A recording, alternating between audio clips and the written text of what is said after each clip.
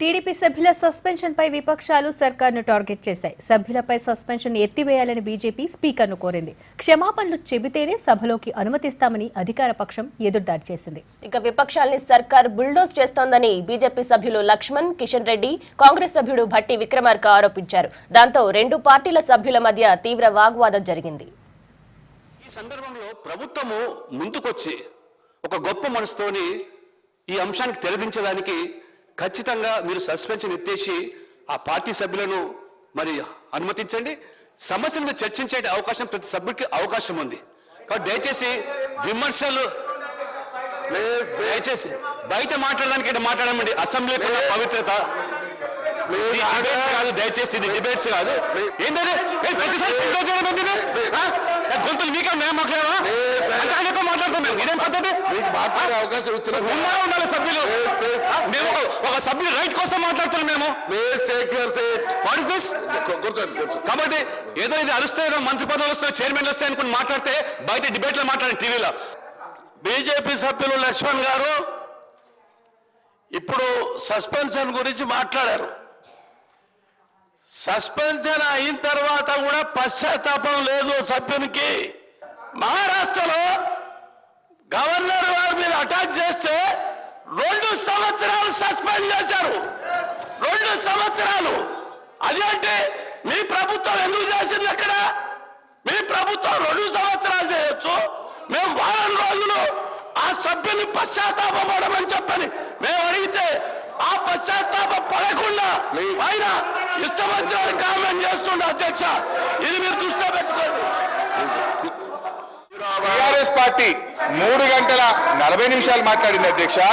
Congress party 17 నిమిషాలు మాట్లాడింది అధ్యక్ష. తెలుగుదేశం పార్టీ సభ్యులు 10 నిమిషాలు బడ్జెట్ పైన మాట్లాడడం జరిగింది అధ్యక్ష. ఎంఐఎం పార్టీ 47 నిమిషాలు మాట్లాడింది అధ్యక్ష. బీజేపీ పార్టీ మా కిషన్ రెడ్డి గారి పార్టీ అధ్యక్ష 1 గంట 27 నిమిషాలు బడ్జెట్ మీద మాట్లాడింది అధ్యక్ష. సభ జరగడం పట్ల మాకు నిజాయితీ ఉంది. గౌరవ సభ్యుల చేత రాష్ట్ర ద్రోహానికి పాల్పడినందుకు, సభను తప్పుదోవ పట్టించినందుకు క్షమాపణ చెప్పించే బాధ్యత మా లక్ష్మణ్ గారు తీసుకుంటే మాకు అభ్యంతరం లేదు అధ్యక్ష. గౌరవ పార్లమెంట్ సభ్యురాల మీద ఒక పత్రికలో వచ్చినటువంటి విషయాన్ని తీసుకొచ్చారు. ఒక్క మాట కూడా కించపరుస్తూ మాట్లాడలేదు సార్. నేను చూశాను సార్ రికార్డు.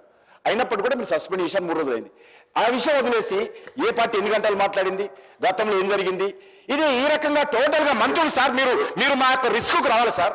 మా శాసనసభ్యుల యొక్క హక్కులు ఇక్కడ ప్రతిపక్ష పార్టీలు, చిన్న పార్టీలు కావచ్చు తప్ప మమ్మల్ని రక్షించాల్సిన బాధ్యత మీకు సార్. ఎందుకంటే ఈ రోజు మేము అడిగిందేంటి, వాళ్ళు చెప్తున్నదేంటి, ఈ రోజు మంత్రులు టోటల్ గా బుల్డోజ్ చేస్తూ అవకాశం దొరికితే మైక్ వదలకుండా ఈ రకంగా మాట్లాడడం సాంప్రదాయనా సార్?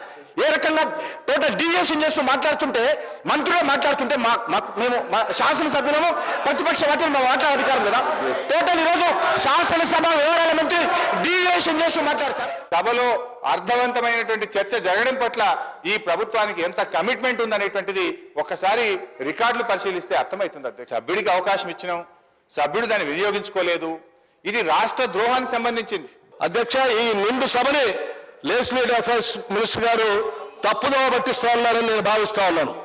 మీరు సస్పెండ్ చేసిన సభ్యుల్ని, గౌరవ పార్లమెంట్ సభ్యురాలు కవిత గారి గురించి వారు చేసిన వ్యాఖ్యల పైన మీరు ఈ సభ నుంచి సస్పెండ్ చేశారని మేమంతా భావిస్తా ఉన్నాం. అంతేకాని రాష్ట్ర ప్రయోజనాల కోసం ఆయన వేరే రకంగా మాట్లాడాడు కాబట్టి మేము సస్పెండ్ చేశాం. ఈరోజు వాళ్ళు విత్డ్రా చేసుకోవాలంటే అందరూ కూడా రాష్ట్ర ప్రయోజనాలకు వ్యతిరేకంగా ఉన్నట్టు, వారు ఒక్కళ్ళే రాష్ట్ర ప్రయోజనాల కోసం ఉన్నట్టు అనే అభిప్రాయాన్ని కల్పించడం కోసం ప్రయత్నం చేస్తున్నారు. ఇది సరైనది కాదని దృష్టి తీసుకొని వస్తా ఉన్నారు. తెలంగాణ కోసం మేము ఇదే సభలో అడిగినటువంటి పాపానికి 14 ఏళ్ల పాటు ఈ సభలో మమ్మల్ని సస్పెండ్ చేశారు అధ్యక్ష. మేము సస్పెండ్ కానీ అసెంబ్లీ సెషనే లేదు అధ్యక్ష. ప్రతిరోజు మమ్మల్ని సస్పెండ్, బైండ్ ఓవర్లు, మా మీద అక్రమ నిర్బంధాలు, అరెస్టులు, కేసులు అధ్యక్ష. ఎప్పుడైనా ఏ బడ్జెట్ సమావేశంలోనైనా ఇన్ని గంటల పాటు చర్చించినటువంటి సందర్భం ఎప్పుడైనా ఉందా అని నేను అడుగుతా ఉన్నాను అధ్యక్ష. 2004 నుంచి 14 వరకు కాంగ్రెస్ ప్రభుత్వం అధికారంలో ఉంది. మీరు యువతలు కూర్చొని ఉన్నారు. ఏ బడ్జెట్ సమావేశాల్లోనైనా, సమావేశాలు జరగకుండా అడ్డుకున్న మీరు ఈ రోజు మేము ప్రతిపక్షంలో ఉంటే కూడా సభ జరగాలని అడ్డుకోకుండా మీకు సహకరిస్తుంది ప్రతిపక్షాలు.